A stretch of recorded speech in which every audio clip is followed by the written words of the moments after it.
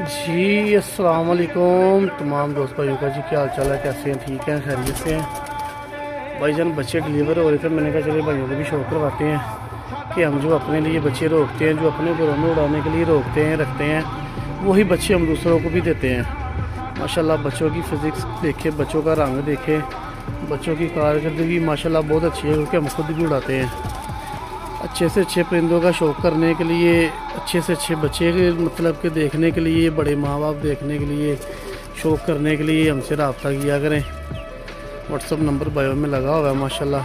41 number मादी है, original bed line से ये सारे के सारे कबूतर हैं चॉइसा वाले। ये देख रहे हैं,